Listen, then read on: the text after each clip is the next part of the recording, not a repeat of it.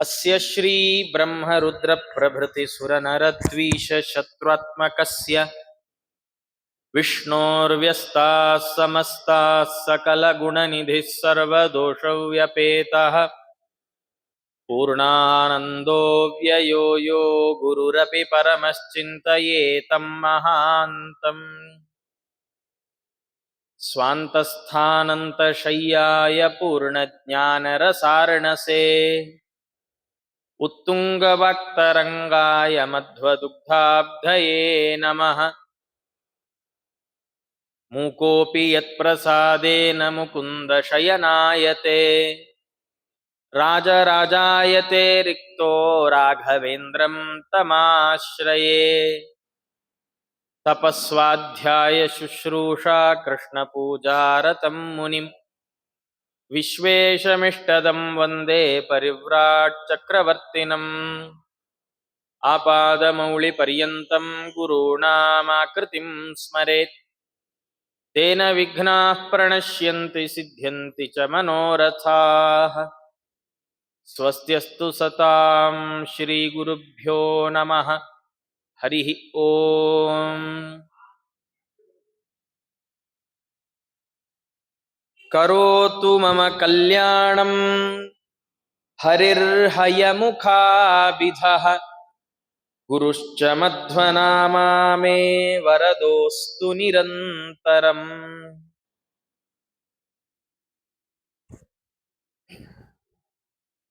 ಇವತ್ತಿನಿಂದ ಆರಂಭ ಮಾಡಿಕೊಂಡು 5 ದಿವಸಗಳ ಕಾಲ ಶ್ರೀಮದ್ ವಾದಿರಾಜ ಗುರು ಸಾರ್ವಭೌಮರಿಂದ ರಚಿತವಾದಂತಹ ಸರಸ ಭಾರತೀ ವಿಲಾಸ ಈ ಗ್ರಂಥದ ಪ್ರಮೇಯಗಳನ್ನ ಯಥಾಮತಿಯಾಗಿ ಚಿಂತನೆ ಮಾಡೋಣ. ಆಚಾರ್ಯರ ಒಂದು ಆದೇಶ ಹೇಳ್ಬೇಕು. ಆಚಾರ್ಯ ಮಧ್ವರ ಒಂದು ಆದೇಶ ಏನು ಅಂದ್ರೆ, ವಿಷ್ಣು ಸರ್ವೋತ್ತಮತ್ವಂ ಚ ಸರ್ವದಾ ಪ್ರತಿಪಾದಯ. ಭಗವಂತ ಸರ್ವೋತ್ಕೃಷ್ಟನಾದ ದೇವತೆ ಅನ್ನೋದನ್ನ ಅಡಿಗಡಿಗೆ ಎಲ್ಲರಿಗೆ ಹೇಳಬೇಕು. ಜಾವಜಾವದಿ ಎದ್ದು ನೆರೆಹೊರೆಯೂ ಕೇಳುವಂತೆ ಪಾವನ್ನ ಚರಿತ ಹಯವದನನ ನೆನೆದು ದಿನಗಳನ್ನು ಕಳೆವ ಜನರೇ ಸುಜನರು ಅಂತ ಇದನ್ನೇ ಹೇಳಿದ್ರು. ಅದರಲ್ಲೂ ವಿಶೇಷವಾಗಿ ಸನ್ಯಾಸಿಗಳಿಗೆ ಇದು ವಿಹಿತ.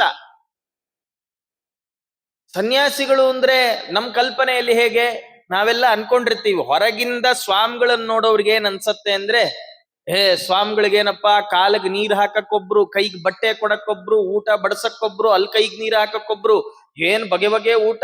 ಎಷ್ಟೋ ಬಾರಿ ಮಠಕ್ ಸ್ವಾಮಿಗಳು ಬಂದ್ಬಿಟ್ರೆ ಸಾಮಾನ್ಯ ಪಂಕ್ತಿಲಿ ಕೂತ್ಕೊಳ್ಳೋರು ಅವತ್ತು ಸ್ವಾಮಿಗಳು ಊಟ ಆದ್ಮೇಲೆ ಕೂತ್ಕೊಳ್ಳೋ ಮಡಿಗೆ ಬಂದ್ಬಿಡ್ತಾರೆ. ಅದೇನೋ ಆಕರ್ಷಣೆ. ಆದರೆ ಸನ್ಯಾಸ ಜೀವನ ಎಷ್ಟು ಕಠಿಣ, ಅದರಲ್ಲಿ ಎಷ್ಟು ನಿಯಮಗಳಿದೆ ಅಂತ ಹತ್ತಿರದಲ್ಲಿದ್ದವರಿಗೆ ಗೊತ್ತಾಗತ್ತೆ, ಇಲ್ಲಾಂದ್ರೆ ಅನುಭವಿಸಿಯೂ ನೋಡಬಹುದು. ಅದರಲ್ಲಿ ಮುಖ್ಯವಾಗಿ ಇಂತಹ ಸನ್ಯಾಸಿಯ ಕರ್ತವ್ಯ ಏನು? ಎಲ್ಲವನ್ನೂ ಬಿಟ್ಟು ಸನ್ಯಸ್ತೋಹಂ, ನನಗೆ ಮನೆ ಇಲ್ಲ, ಮಠ ಇಲ್ಲ, ಮಡದಿ ಇಲ್ಲ, ಮಕ್ಕಳಿಲ್ಲ, ಪೂರ್ವಾಶ್ರಮ ಅಂತ ಸುಮ್ಮನೆ ಅದಷ್ಟೇ ಹೆಸರಿಗಷ್ಟೇ ಆತ್ಮಶ್ರಾದ್ದವನ್ನ ಮಾಡಿಕೊಂಡು ಜಗತ್ತಿಗೂ ತನಗೂ ಸಂಪರ್ಕವನ್ನೇ ಕಳಚಿಕೊಂಡ ಸನ್ಯಾಸಿ, ಅವನಿಗೆ ಯಾವ ಕೆಲಸ ಇಲ್ಲ, ಜಗತ್ತಿನ ಕಡೆಗೆ ಅವನ ಯಾವ ಕೆಲಸಗಳೂ ಇಲ್ಲ. ಅಂಥವನಿಗೊಂದು ಕೆಲಸ ಇದೆ. ಏನದು? ವಿಷ್ಣು ಸರ್ವೋತ್ತಮತ್ವಂ ಚ ಸರ್ವದಾ ಪ್ರತಿಪಾದಯ. ಜಗತ್ತಲ್ಲಿ ಎಲ್ಲ ಕಡೆಗಳಲ್ಲಿ ಹೇಳ್ಬೇಕಂತೆ ಭಗವಂತ ಸರ್ವೋತ್ತಮ, ಅವನೇ ಎಲ್ಲಕ್ಕೆ ಸ್ವಾಮಿ, ಮಮ ಸ್ವಾಮಿ ಹರಿರ್ ನಿತ್ಯಂ ಸರ್ವಸ್ಯ ಪತಿರೇವಚ. ಡಂಗುರವ ಸಾರಿ ಹರಿಯ ಡಿಂಗರಿಗರೆಲ್ಲರೂ ಭೂಮಂಡಲಕ್ಕೆ ಶ್ರೀಕಾಂತ ಒಬ್ಬನೇ ಪರದೈವ. ನಮ್ಗೆ ಅವರು ಆಗ್ಬಹುದು, ಇವರು ಆಗ್ಬಹುದು. ಗುರುವಾರ ಬಂದ್ರೆ ರಾಯರ ಗುಡಿಗೂ ಹೋಗ್ತೀವಿ, ಪಕ್ಕದಲ್ಲಿ ಇನ್ನೊಂದು ಯಾವುದೋ ಗುಡಿ ಇದ್ರೆ ಅದಕ್ಕೂ ಹೋಗ್ತೀವಿ. ಇವೆಲ್ಲ ಇಲ್ಲ. ಭಗವಂತ ಒಬ್ಬನೇ ಸ್ವಾಮಿ, ಉಳಿದವರೆಲ್ಲ ಅವನ ಪರಿವಾರ ದೇವತೆಗಳಾಗಿ ನಮ್ಮನ್ನ ಅನುಗ್ರಹಿಸ್ತಾ ಇದ್ದಾರೆ ಅಂತ ತಿಳಿದುಕೊಳ್ಬೇಕು. ಇದನ್ನ ಸನ್ಯಾಸಿಯಾದವ ವಿಶೇಷವಾಗಿ ಎಲ್ಲರಿಗೆ ಮನಮುಟ್ಟುವಂತೆ ತಿಳಿಸ್ಬೇಕು. ಯಾಕೆ ತಿಳಿಸ್ಬೇಕು? ಇದನ್ ತಿಳಿಸಿ ಏನು ಉಪಯೋಗ, ಇದನ್ ತಿಳ್ಕೊಂಡು ಏನು ಉಪಯೋಗ? ಏನು ಉಪಯೋಗ ಅಂದ್ರೆ ನಿಮಗೆಲ್ಲ ಏನ್ ಬೇಕ್ರಿ? ಜಗತ್ತಲ್ಲಿ ಯಾರನ್ನೇ ಹೋಗಿ ಕೇಳಿ, ಏನ್ ಬೇಕು? ಹಸಿವೆ ಆದವನನ್ನ ಕೇಳಿದ್ರೆ ಉತ್ತರ ಕೊಡ್ತಾರೆ, ಅನ್ನ ಬೇಕು. ಬಾಯಾರಿದವನನ್ನ ಕೇಳಿದ್ರೆ ನೀರ್ ಬೇಕು ಅಂತ. ತುಂಬಾ ಸುಸ್ತಾದವನನ್ನ ಕೇಳಿದ್ರೆ ವಿಶ್ರಾಂತಿ ಬೇಕು ಅಂತ. ತುಂಬಾ ಓದಿ ಓದಿ ಬೇಸರ ಆದ ಮಗುವನ್ ಕೇಳಿದ್ರೆ ಆಟ ಆಡಕ್ ಹೋಗ್ಬೇಕು ಅಂತ ಹೇಳುತ್ತೆ. ಉತ್ತರಗಳು ಬೇರೆ ಬೇರೆ ಆಗಿದ್ರೂ ಎಲ್ಲವನ್ನ ಪಡೆಯುವ ಹಿನ್ನೆಲೆಯಲ್ಲಿರೋದೇನು? ಸುಖ ಬೇಕು ಅಂತ ಅಷ್ಟೆ. ಸುಖಮೇವ ಮೇ ಸ್ಯಾತ್. ಆಯ್ತು, ನೀವು ಹೇಳಿ, ಆಯ್ತು ನಿಂಗೆ ಸುಖ ಸಿಗುತ್ತಪ್ಪ, ಆದ್ರೆ 10 ನಿಮಿಷದ ಸುಖಕ್ಕೆ 5 ನಿಮಿಷ ದುಃಖ ಸಿಗುತ್ತೆ, ಆಗ್ಬಹುದಾ? ಯಾರು ಆಯ್ತು ಅಂತಾರೆ? ಯಾರು ಓಕೆ ಅನ್ನಲ್ಲ. ಅದಾಗಲ್ಲ ಅದಾಗಲ್ಲ. ಶಾಶ್ವತವಾದ ಸುಖ ಬೇಕೆಲ್ರಿಗೆ. ದುಃಖಂ ಮನಾಕ್ ಅಪಿ ಮಾಭೂತ್. ಇಷ್ಟು ದುಃಖವೂ ಇರಬಾರ್ದು. ನೋಡಿ, ಅನ್ನ ಊಟ ಮಾಡ್ತೇವಲ್ಲ, ದಿವಸ ಊಟ ಮಾಡುವಾಗ ಸುಮಾರು ಒಂದು 25 ತುತ್ತು ತಿಂದಿರ್ತೇವೆ. 24 ತುತ್ತು ಚೆನ್ನಾಗಿರತ್ರಿ. 25ನೇ ತುತ್ತಲ್ಲಿ ಕಲ್ಲು ಬಂದ್ರು ಅಡಿಗೆಯವ್ರಿಗೆ ಬಾಯಿಗೆ ಬಂದಂಗ್ ಬೈತೀವ ಬೈಯಲ್ಲ? ಏನ್ ನೋಡ್ಬಾರದೆ, ಏನೇನೋ ಹಾಕ್ತಾರೆ, ಕಲ್ಲು ಮಣ್ಣು ಎಲ್ಲ, ಹೆಂಗ್ ತಿನ್ಬೇಕು ತಿನ್ನೋ. 24 ತುತ್ತು ಚೆನ್ನಾಗೇ ಇತ್ತು. 25ನೇ ತುತ್ತಿನಲ್ಲಿ ನಮಗೆ ದುಃಖ ಆದ್ರೂ ನಾವು ತಡೀಲಾರವು. 24 ತುತ್ತಿನ ಸುಖ ಮರ್ತೇ ಹೋಯ್ತು. ಹಾಗಾದ್ರೆ ಮನುಷ್ಯನಿಗೆ ಸುಖ ಬೇಕು ಅಷ್ಟೇ ಅಲ್ಲ, ದುಃಖದ ಸಂಪರ್ಕವೇ ಇಲ್ಲದ ಸುಖ ಬೇಕು. ದೇವರನ್ ಕೇಳಿದ್ರನ್, ಸ್ವಾಮಿ ದುಃಖ ಇಲ್ದೇ ಇರೋ ಸುಖ ಬೇಕಲ್ಲ ಮನುಷ್ಯ ಜೀವನದಲ್ಲಿ. ದೇವರಂದ, ನಾನಂಥ ಒಂದು ಸುಖವನ್ನ ಮನುಷ್ಯರಿಗೆ ಕೊಡೋದೇ ಇಲ್ಲ ಅಂದ್ಬಿಟ್ಟ ಭಗವಂತ. ಭೂಲೋಕದಲ್ಲಿ ಎಲ್ಲಿ ಹುಡುಕಿದ್ರು, ಯಾವುದೇ ಜನ್ಮವನ್ನ ತಾಳಿದ್ರು ದುಃಖವೇ ಇಲ್ಲದ ಸುಖ ಅವನಿಗೆ ಅದು ಆಕಾಶದಲ್ಲಿ ಬೆಳೆದು ಹೂವಿನ ಥರ. ದೇವ್ರಿಗೆ ಹೂವ ಹಾಕ್ಬೇಕು ಅನ್ಕೊಂಡಿದೀನಿ, ಮೋಡದ ಮೇಲೆ ಬಿಟ್ಟಿರೋ ಕಮಲ ಕಿತ್ಕೊಂಬನ್ನಿ ಅಂದ್ರಿ ಎಲ್ಲಿಂದ ತರೋಣ? ಎಲ್ಲೋ ಅಂಗಡಿಲಿ 50 ರೂಪಾಯಿ ಕೊಟ್ರೆ ಸಿಗೋ ತಗೊಂಬನ್ನಿ ಅಂದ್ರೆ ತರಬಹುದು. ಹಾಗಾಗಿ ಇಂಥ ಸುಖ ಮನುಷ್ಯಂಗ್ ಬೇಕು, ಜಗತ್ತಲ್ಲಿ ಸಿಗಲ್ಲ. ಹಾಗಾದ್ರೆ ಎಲ್ಲಿ ಸಿಗದ್ ಗೊತ್ತಾ? ಒಂದ್ ಕಡೆ ಸಿಗತ್ರಿ ಅಂಥ ಸುಖ. ಏನಂತಾರ ಆ ಜಾಗಕ್ಕೆ? ಮೋಕ್ಷ ಅಂತ ಕರೀತಾರೆ. ಭಗವಂತನ ಧಾಮ, ಅನಂತಾಸನ, ಶ್ವೇತದ್ವೀಪ, ವೈಕುಂಠಗಳೇನಿದ್ದಾವೆ ಅದರಲ್ಲಿ ಮೋಕ್ಷದಲ್ಲಿ ದುಃಖದ ಲವಲೇಶವೂ ಇಲ್ಲದ ಸುಖ ಸಿಗುತ್ತೆ. ಎನ್ನ ದುಃಖೇನ ಸಂಭಿನ್ನಂ ನಚ ಗ್ರಸ್ತಮನಂತರಂ ಅಭಿಲಾಷೋಪನೀತಂಚ ತತ್ಸುಖಂ ಸ್ವಪದಾಸ್ಪದಂ. ಹಾಗಾದ್ರೆ ನಮಗ್ ಬೇಕಾದ ಸುಖ ಸಿಗಬೇಕಾದ್ರೆ ಮೋಕ್ಷಕ್ಕೆ ಹೋಗ್ಬೇಕು. ಮೋಕ್ಷಕ್ಕೆ ಹೋಗ್ಬೇಕು ಅಂದ್ರೆ ಏನ್ ಮಾಡ್ಬೇಕು? ಈಗ ಸುಲಭ, ಪಕ್ಕದೂರಿಗೆ ಹೋಗ್ಬೇಕು ಅಂದ್ರೆ ಟಿಕೆಟ್ ತಗೋಬೇಕು, ಗಂಡಸ್ರು ಮಾತ್ರ, ಹೆಣ್ಮಕ್ಳಿಗೆ ಅದು ಬೇಕಿಲ್ಲ. ಮೋಕ್ಷಕ್ಕೆ ಹೋಗ್ಬೇಕಾದ್ರೆ ಏನ್ ಮಾಡ್ಬೇಕಾಗಾದ್ರೆ? ಮೋಕ್ಷಕ್ಕೆ ಹೋಗ್ಬೇಕಾದ್ರೆ ನಾವು ಒಬ್ಬರ ಇನ್ಫ್ಲೂಯೆನ್ಸ್ ಅನ್ನು ಉಪಯೋಗಿಸ್ಬೇಕು. ಯಾರದು? ಭಗವಂತ. ಯಾಕೆ? ಅವನೇ ಮೋಕ್ಷವನ್ನ ಕೊಡುವವ. ಸೃಷ್ಟಿ ಸ್ಥಿತಿ ಸಂಹಾರ ನಿಯಮನ ಜ್ಞಾನಾಜ್ಞಾನ ಬಂಧ ಮೋಕ್ಷ ಯತಃ ಅಂದ್ಬಿಟ್ರ ಆಚಾರ್ಯ. ಮೋಕ್ಷವನ್ನ ಕೊಡುವ ಸಾಮರ್ಥ್ಯ ಇರೋದು ಭಗವಂತನಿಗೆ ಮಾತ್ರ. ಹಾಗಾದ್ರೆ ಭಗವಂತ ನಮ್ ಪರವಾಗಿ ಇನ್ಫ್ಲೂಯೆನ್ಸ್ ಮಾಡ್ಬೇಕಾದ್ರೆ, ನಮಗೆ ಮೋಕ್ಷ ಸಿಗ್ಬೇಕಾದ್ರೆ ಏನ್ ಮಾಡ್ಬೇಕು? ದೇವರನ್ನ ಒಲಿಸಿಕೊಳ್ಬೇಕು.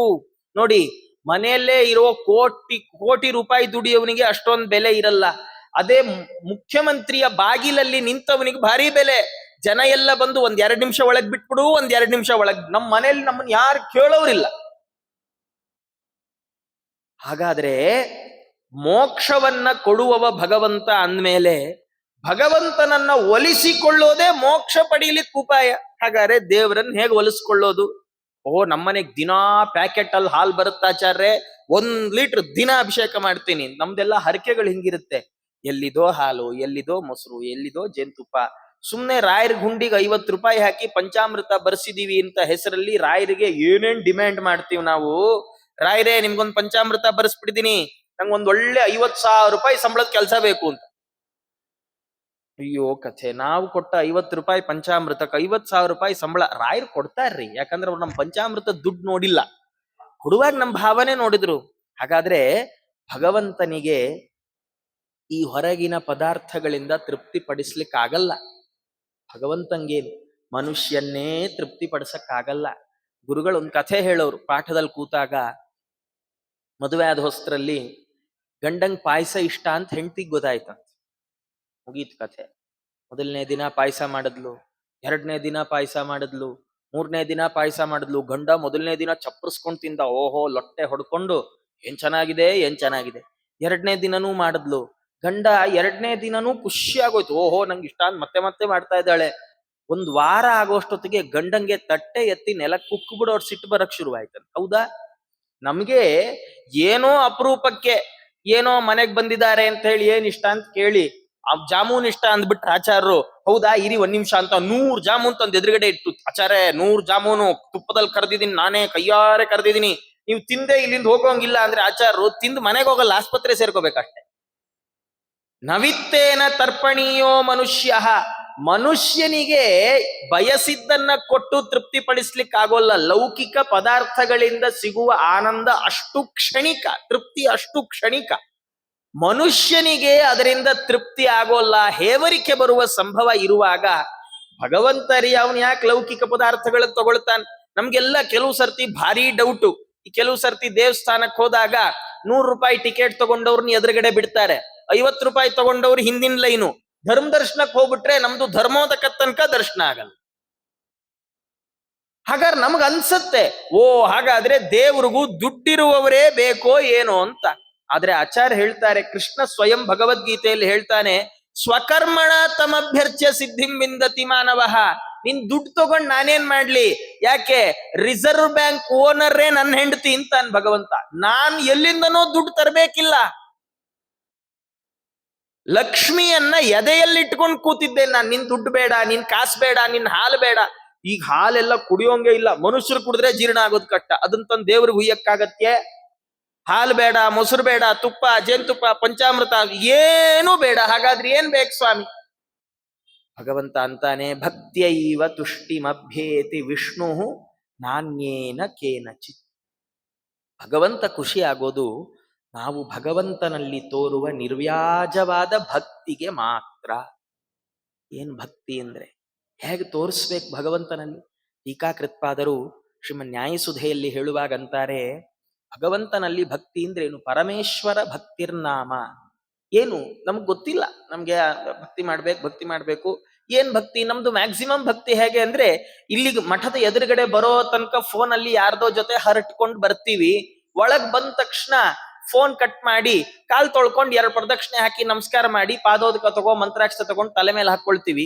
ವಾಪಸ್ ಹೋದ ತಕ್ಷಣ ವಾಪಸ್ ಫೋನ್ ಮಾಡ್ತೀವಿ. ಯಾಕಂದ್ರೆ ಅವ್ರಿಗೆ ಹೇಳ್ಬಿಡ್ತೀವಿ, 5 ನಿಮಿಷ ಇರು, ಮಠದಲ್ಲಿ ನಮಸ್ಕಾರ ಹಾಕೊಂಡು ಬಂದ್ಬಿಡ್ತೀನಿ. ಅಷ್ಟೇ ನಮ್ ಭಕ್ತಿ, ಅಷ್ಟೇ ಲಿಮಿಟೆಡ್ ಭಕ್ತಿ. ಇದನ್ ಭಕ್ತಿ ಅಂತ ಕರಿಬಹುದಾ?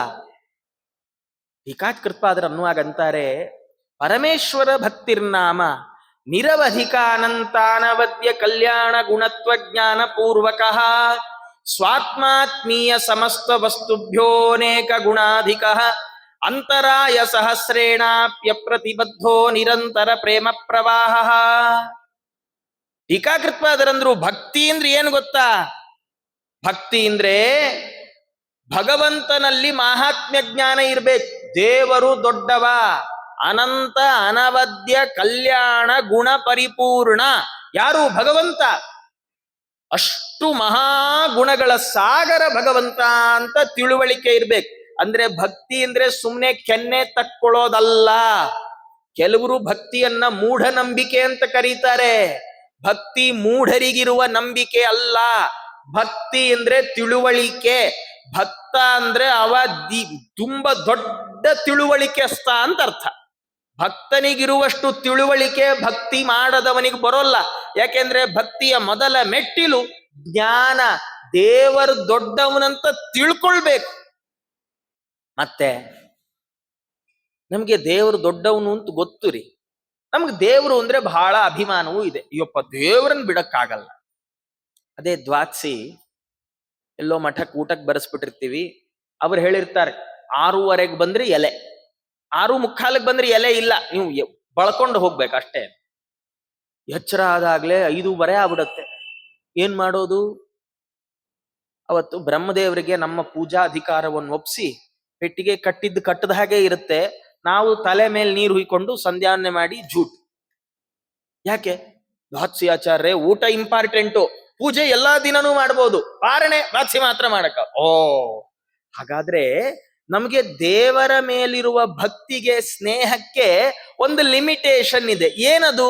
ನಮ್ಮವರಿಗೆ ಬರೋ ತನಕ ದೇವ್ರು, ನಮ್ಮ ತನಕ ಬಂದ್ಬಿಟ್ರೆ ದೇವ್ರು ಅವ ಆಗತ್ತೆ ಇರ್ಲಿ, ದೇವ್ರಿಗೆ ಏನ್ ತೊಂದ್ರೆ, ನಾನು ಅಲ್ದಿದ್ರೆ ಇನ್ಯಾರು ನಮ್ಮ ಪಕ್ಕದ ಮನೆಯವ್ರು ಪೂಜೆ ಮಾಡಲ್ವೇ, ನಾ ಪೂಜೆ ಮಾಡದಿದ್ರೆ ದೇವ್ರಿಗೆ ನೀರ್ ಹಾಕೋರೇ ಇಲ್ವೇ, ಇಂಥ ತರ್ಕಗಳನ್ನೆಲ್ಲ ಹುಡುಕಕ್ ಶುರು ಮಾಡ್ತೇವೆ.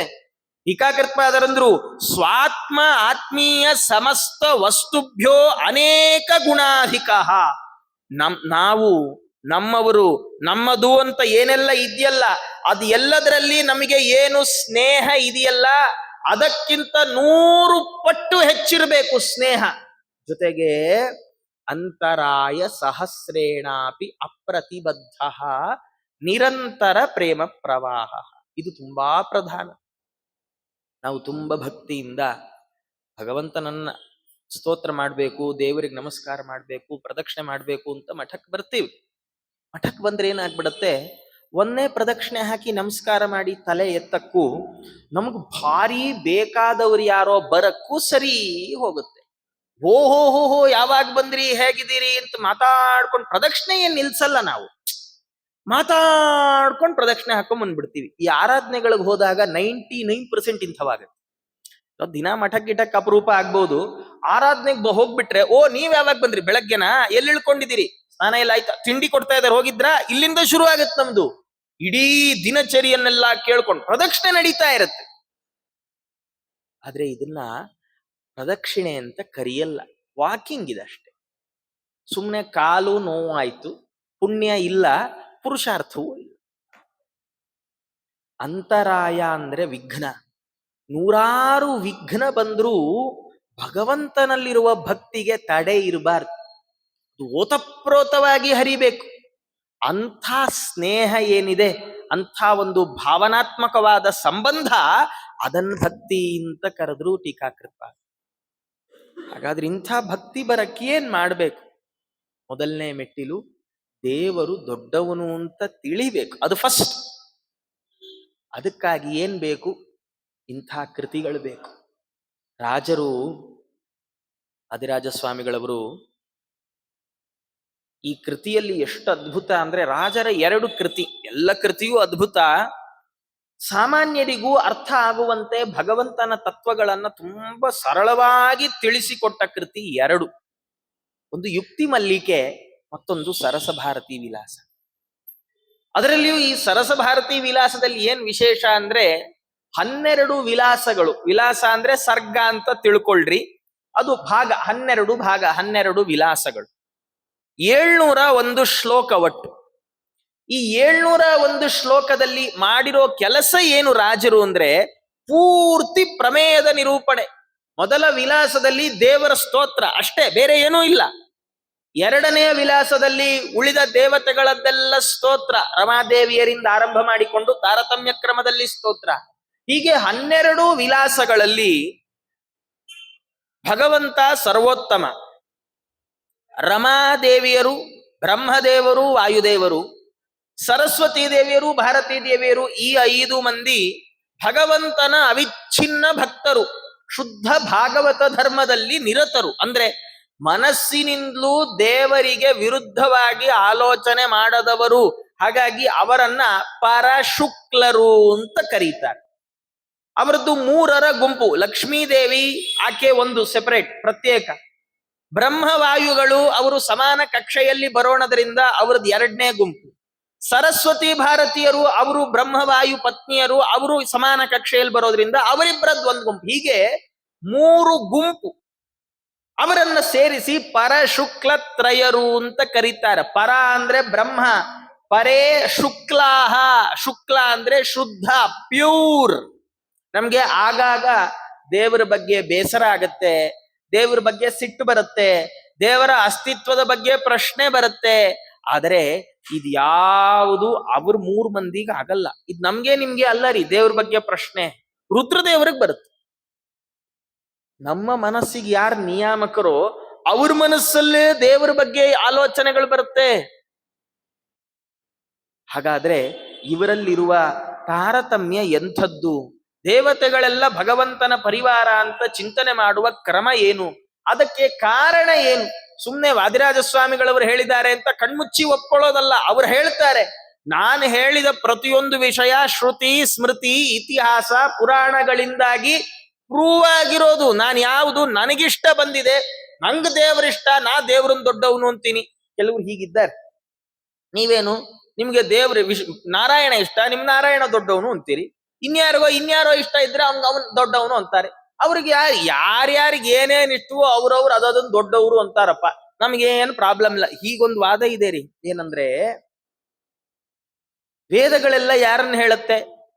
ಯಾರನ್ನ ಬೇಕಾದ್ರೆ ಹೇಳಿ, ನಾರಾಯಣನನ್ನಾದ್ರೂ ಹೇಳಿ, ಬೇರೆ ಯಾವುದೇ ದೇವತೆಯನ್ನಾದ್ರೂ ಹೇಳಿ, ನಮಗೇನ್ ತೊಂದರೆ ಇಲ್ಲ. ಯಾಕೆ? ನಮ್ಮ ಪ್ರಕಾರ ಎಲ್ಲ ಒಂದೇ. ಹಿಂಗು ಹೇಳುವರು ಇದ್ದ.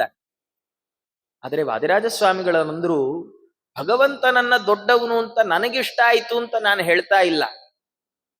ಬ್ರಹ್ಮವಾಯುಗಳನ್ನ ಭಗವಂತನ ಭಕ್ತರು ಅಂತ ನನಗಿಷ್ಟ ಆಯ್ತು ಅಂತ ನಾನು ಹೇಳ್ತಿಲ್ಲ. ಎಲ್ಲ ವೇದಗಳು, ಇತಿಹಾಸಗಳು, ಸ್ಮೃತಿಗಳು, ಪುರಾಣಗಳು ಹೀಗೇ ಹೇಳ್ತಾ ಇದೆ. ಹಾಗಾಗಿ ನಾನು ಹೇಳ್ತೇನೆ ಅಂತ ಇಡೀ 12 ವಿಲಾಸ 701 ಶ್ಲೋಕಗಳಲ್ಲಿ ಸಂಪೂರ್ಣವಾಗಿ ಭಗವಂತನ ಸರ್ವೋತ್ತಮತ್ವ, ಬ್ರಹ್ಮಾದಿಗಳ ಪರಶುಕ್ಲತ್ವ, ಉಳಿದ ದೇವತೆಗಳ ತಾರತಮ್ಯಾನುಸಾರವಾಗಿ ಭಗವಂತನ ಪರಿವಾರ ದೇವತೆಗಳು ಅನ್ನುವ ಎಲ್ಲ ವಿಷಯಗಳನ್ನ ಪ್ರಮಾಣ ಸಮೇತವಾಗಿ ಅವರು ನಿರೂಪಣೆ ಮಾಡುವವರಿದ್ದಾರೆ. ತುಂಬ ವಿಸ್ತೃತವಾದ ಗ್ರಂಥ. ಯಥಾಶಕ್ತಿ 5 ದಿವಸದೊಳಗೆ ಮುಗಿಸೋದು ಅಂದ್ರೆ ಅದೊಂಥರ ಅಸಾಧ್ಯವಾದ ಕೆಲಸ. ಹಾಗಾಗಿ ಯಥಾಶಕ್ತಿ ಈ ಗ್ರಂಥವನ್ನ ವಿಚಾರ ಮಾಡೋಣ ಅಂತ ಹೇಳ್ತಾ, ಮೊದಲು ಮಂಗಳವನ್ನ ವಾದಿರಾಜ ಗುರು ಸಾರ್ವಭೌಮರು ಮಾಡ್ತಾ ಅವರಂತಾರೆ, ಕರೋತು ಮಮ ಕಲ್ಯಾಣಂ ಹರಿರ್ಹಯಮುಖಾಭಿಧ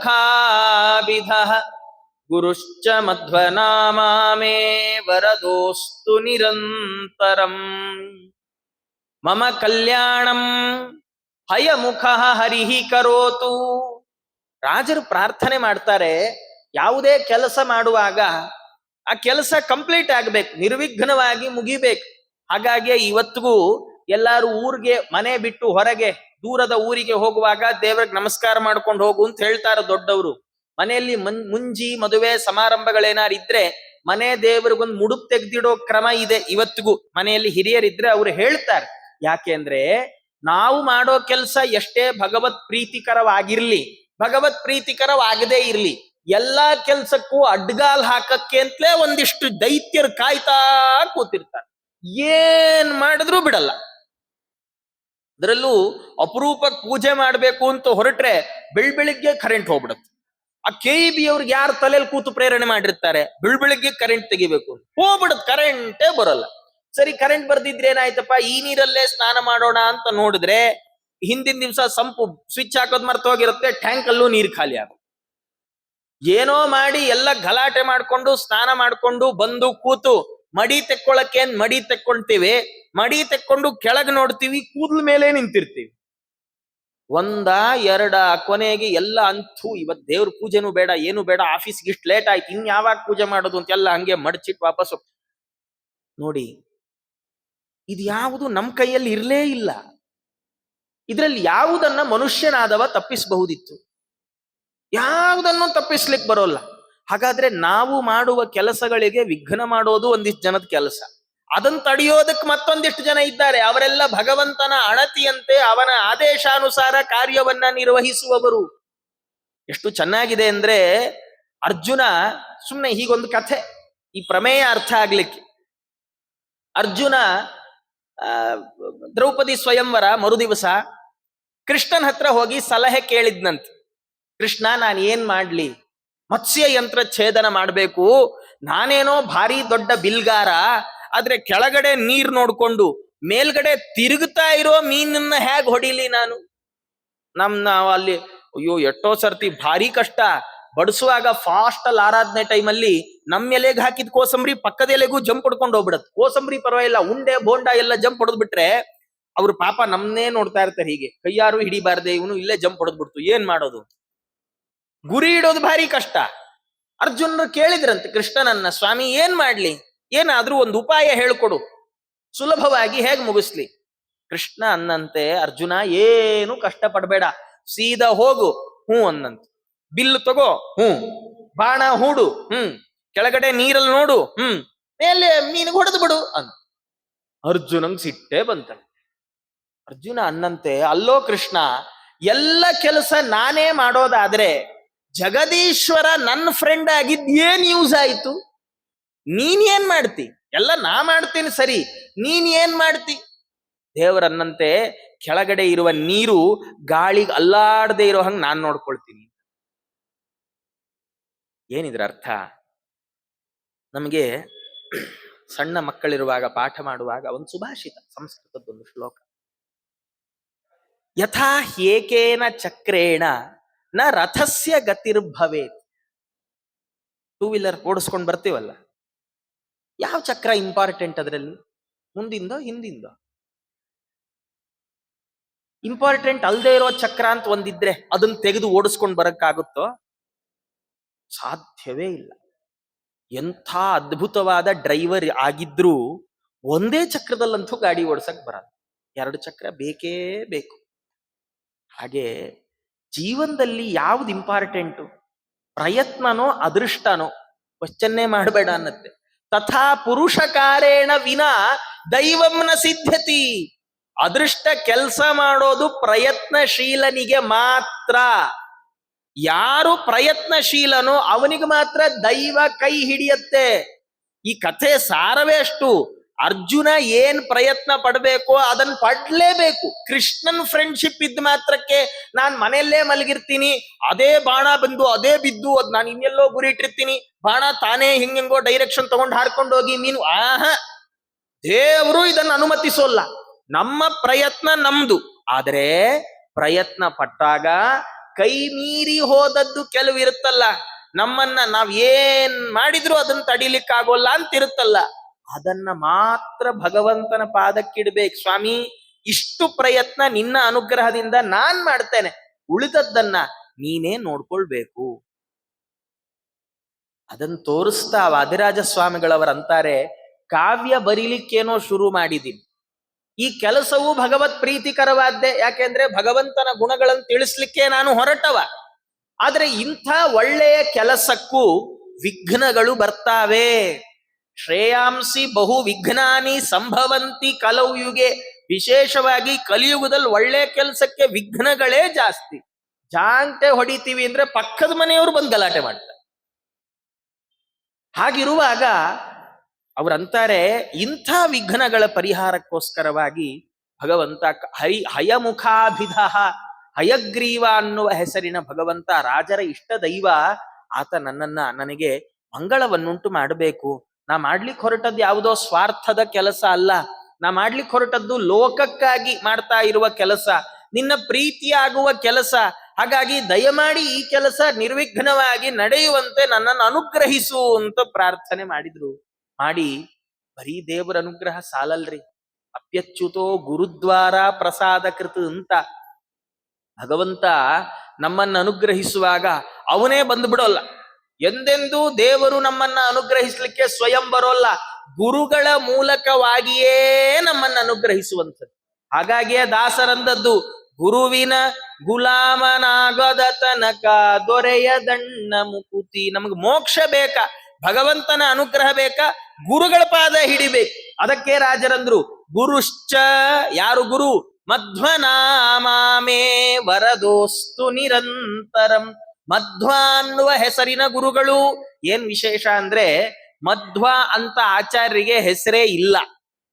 ಆಶ್ರಮ ಕೊಟ್ಟಾಗಿಲ್ಲ, ಪೀಠ ಕೊಟ್ಟಾಗಿಲ್ಲ, ಎಂದೆಂದೆಂದೆಂದಿಗೂ ಯಾರೂ ಭೂಲೋಕದಲ್ಲಿದ್ದವರು ಆಚಾರ್ಯ ಮಧ್ವಾಚಾರ್ಯರು ಅಂತ ಕರೀಲೇ ಇಲ್ಲ. ಕರ್ದದ್ಯಾರು ಗೊತ್ತೋ? ವೇದ ಆಚಾರ್ಯರನ್ನ ಮಧ್ವ ಆಹವೇ ಗುಹಾ ಸಂತಂ ಮಾತರಿಶ್ವಾ ಮಥಾಯತಿ. ಬಳಿತ್ಥ ಸೂಕ್ತದಲ್ಲಿ ಮಧ್ವ ಅನ್ನುವ ಹೆಸರು ಬಂದದ್ದು. ಹಾಗಾದ್ರೆ ರಾಜರ ಚಮತ್ಕಾರವನ್ನು ಗಮನಿಸೋದಾದ್ರೆ, ಅವ್ರು ಹೇಳುವಾಗ ಮಧ್ವನಾಮ ಮೇ ಗುರುಹು, ಮಧ್ವ ಅನ್ನುವ ಹೆಸರಿನ, ಮಧ್ವ ಅಂತ ಪ್ರಸಿದ್ಧರಾದ ನನ್ನ ಗುರುಗಳಿದ್ದಾರಲ್ಲ ಅಂದ್ರೇನು? ನನ್ನ ಗುರುಗಳು ಯಾವುದೋ ರಸ್ತೆಯಲ್ಲಿ ಹೋಗೋ ಗುರುಗಳಲ್ಲ, ಕಾಂಜಿ ಪಿಂಜಿ ಗುರುಗಳಲ್ಲ. ಗುರುಗಳು ಅಂತ ಅನ್ನಿಸ್ಕೊಂಡವ್ರು ಇವತ್ತಿಗೆ ರಸ್ತೆಗೆ ಒಂದ್ ಕಡೆ ಒಂದೊಂದ್ ಚಾನಲ್ ಅಲ್ಲಿ ಒಬ್ಬೊಬ್ರು ಸಿಗ್ತಾರೆ. ಅವರಿಂದೆಲ್ಲ ಹೊರಟು ಬಿಟ್ಟಿರ ಅಂದ್ರು ರಾಜರು. ಗುರು ಅಂದ್ರೆ ಯಾರು? ಸುಮ್ಮನೆ ಯಾವುದೋ ಬಣ್ಣದ ಬಟ್ಟೆ ಹಾಕೊಂಡು, ಕಲರ್ ಬಟ್ಟೆ ಹಾಕೊಂಡು, ಕೆಲವರಂತೂ ಕೈ ತುಂಬ ಉಂಗ್ರ ಎಲ್ಲ ಹಾಕೊಂಡು ಏನೇನೋ ಮಾಡ್ಕೊಂಡು, ಒಟ್ಟು ಜನರನ್ನ ಮರಳು ಮಾಡ್ಲಿಕ್ಕೆ ಏನೇನ್ ಬೇಕೋ ಎಲ್ಲ ಸಲಕರಣೆಗಳನ್ನ ಸಂಪಾದಿಸಿ ಇಟ್ಕೊಂಡಿರ್ತಾರೆ. ಅವರನ್ನೆಲ್ಲ ಗುರುಗಳು ಅಂತ ತಿಳಿಬೇಡ್ರಿ. ಹಾಗಾದ್ರೆ ಗುರು ಅಂದ್ರೆ ಯಾರು? ಗುರು ಅಂದ್ರೆ ಮಧ್ವಾಚಾರ್ಯರು ಮಾತ್ರ, ಮಧ್ವ ಗುರುಗಳು ಮಾತ್ರ ಗುರುಗಳು ಅಂತ ತಿಳಿಸಿಕೊಟ್ಟವರು ನಮ್ಮ ವಾದಿರಾಜ ಸ್ವಾಮಿಗಳವರು. ಹಾಗಾಗಿ ಮಧ್ವರಾಯರ ಕರುಣ ಪಡೆಯದವ ಧರೆಯೊಳಗೆ ಇದ್ದರೇನು ಇಲ್ಲದಿದ್ದರೇನು, ಬದುಕಿದ್ದೇ ವೇಸ್ಟ್. ಹಾಗಾಗಿ ಗುರುಗಳು ಅಂದ್ರೆ ಮಧ್ವಾಚಾರ್ಯರು. ಅಂಥ ಮಧ್ವರಾಯರೆಂಬ ಗುರುಗಳು ನಮಗೆ ವರದಹ, ನಮಗೆ ಅನುಗ್ರಹವನ್ನ ಮಾಡ್ತಾ ಇರ್ಲಿ ಯಾವಾಗ್ಲೂ ಅಂತ ಅವರು ಪ್ರಾರ್ಥನೆ ಮಾಡಿದ್ದಾರೆ. ಮಾಡಿ ಏನ್ ಮಾಡ್ಲಿಕ್ಕೆ ಹೊರಟಿದ್ದೀರಿ ಸ್ವಾಮಿ ನೀವು? ಅದನ್ನು ಪ್ರತಿಜ್ಞೆ ಮಾಡ್ತಾ ನಾ ಏನ್ ಮಾಡ್ಲಿಕ್ಕೆ ಹೊರಟಿದ್ದೇನೆ ಅಂದ್ರೆ, ಚಾರ್ವ ಪೂರ್ವ ಪದ ಶ್ರೇಣೀಂ ದುರ್ವಾಗರ್ವಾಪಹಾರಿಣೀಂ ಸರ್ವೇಷ್ಟ ಕಾರಿಣೀ ಮುರ್ವೀಂ ಕುರುಬೇ ಸರಸ ಭಾರತೀಂ. ಅವರಂತಾರೆ, ನಾನು ಮಾಡ್ಲಿಕ್ಕೆ ಹೊರಟದ್ದೇನು ಅಂದ್ರೆ ಸರಸ ಭಾರತೀಂ ಕುರುವೆ. ಈ ಹೆಸರೇ ಭಾರಿ ವಿಚಿತ್ರ, ಭಾರಿ ಚಂದದ ಹೆಸರು. ಭಾರತಿ ಅಂದ್ರೆ ಮಾತು. ಇದು ಏನ್ ಮಾಡ್ಲಿಕ್ಕೆ ಹೊರಟಿದೆ ನಾನು ಅಂದ್ರೆ ಯಾವುದೋ ಕಠಿಣವಾದ, ಏನಂದ್ರೆ ಮೊದಲೇ ದೇವರ ವಿಷಯ. ಕೆಲವರಿಗೆ ಹೀಗೊಂದು ಭ್ರಾಂತಿ ಇರುತ್ತೆ, ಏನು ಅಂದ್ರೆ ತುಂಬಾ ಪಂಡಿತರು ಅಂದ್ರೆ ಜನಕ್ಕೆ ಅರ್ಥ ಆಗದೆ ಇರೋ ಹಂಗೆ ಮಾತಾಡ್ಬೇಕು. ಏನೋ ಭಾರಿ ಭಾರಿ ಹಂಗೆ ಧಡ ಭಡ ಧಡ ಭಡ ಅಂತ ಯಾರಿಗೂ ಅರ್ಥ ಆಗದೆ ಇರೋ ಮಾತಾಡಿದ್ದೋಗ್ಬಿಟ್ರೆ, ಒಬ್ಬೊಬ್ಬ ಏನ್ ವಿದ್ವಾಂಸರು, ಏನ್ ವಿದ್ವಾಂಸರು, ಏನ್ ತಿಳ್ಕೊಂಡಿದ್ದಾರೆ, ಏನ್ ತಿಳ್ಕೊಂಡಿದ್ದಾರೆ, ಏನ್ ಹೇಳಿದ್ರು ಅಲ್ಲ ಏನ್ ಹೇಳಿದ್ರು ಅದೆಲ್ಲ ನಾನ್ ಹೇಳಕ್ಕಾಗಲ್ಲ, ನೀವೇ ಬಂದು ಕೇಳ್ಬೇಕು, ಯಾಕಂದ್ರೆ ನಮಗೂ ಏನ್ ಅರ್ಥವಾಗಿಲ್ವಲ್ಲ. ರಾಜರು ಎಷ್ಟು ಚಂದದ ಮಾತು ಹೇಳ್ತಾರಂದ್ರೆ, ನಾನು ಏನ್ ಮಾಡ್ತಾ ಇದ್ದೀನಿ, ಸರಸ ಭಾರತಿ ಕುರು.